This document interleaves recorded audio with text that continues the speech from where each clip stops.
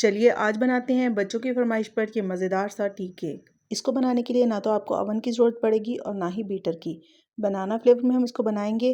बहुत ही ज़्यादा soft, moist और यमी ये केक बनके रेडी होता है। तो रेसिपी को स्टेप बाय स्टेप फॉलो कीजिएगा। चलिए शुरू करते हैं इसको बनाना।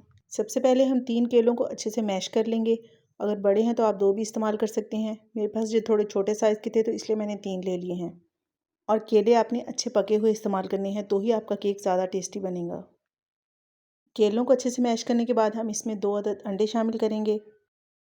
1/4 कप ऑयल या फिर घी, जो भी आपको पसंद हो। 4 खाने के चम्मच इसमें दूध शामिल करेंगे और आधा खाने का चम्मच वनीला एसेंस इसमें शामिल करेंगे। सारी चीज़ों को अच्छे से मिक्स कर लेंगे।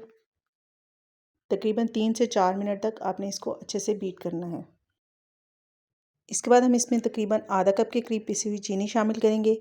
ये वही नॉर्मल शुगर है जो हम घर में खानों में इस्तेमाल करते हैं, क्योंकि इस केक को बनाने के लिए आपको इसमें आइसिंग शुगर वगैरह डालने की ज़रूरत नहीं है।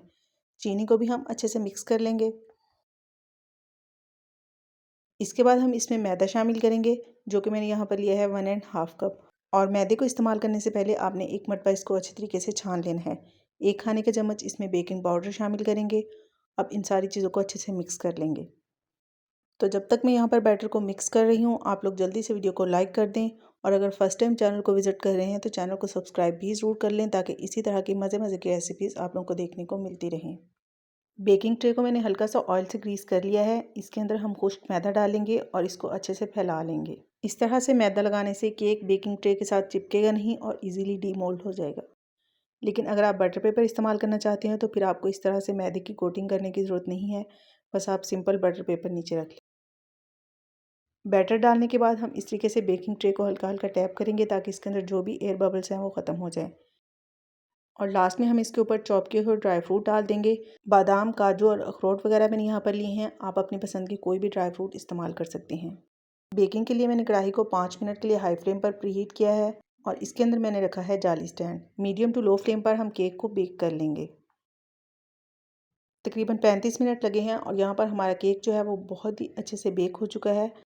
आप देख सकते हैं कि माशाल्लाह से कितना ही ज़बरदस्त कलर आया है। देखने में ही बहुत ज़्यादा यमी लग रहा है।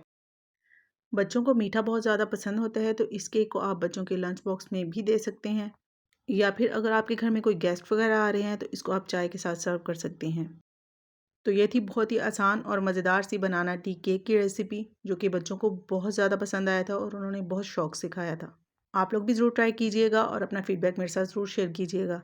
रेसिपी पसंद आए तो इसको लाइक शेयर कर दिया करें और चैनल पे नए हैं तो काइंडली चैनल को सब्सक्राइब कर लें। फिर मिलते हैं इंशाल्लाह बहुत जल्द एक नई रेसिपी के साथ। अपना बहुत सारा ख्याल रखिएगा और मुझे दुआओं में ज़रूर याद रखिएगा। Thanks for watching. अल्लाह हाफिज़।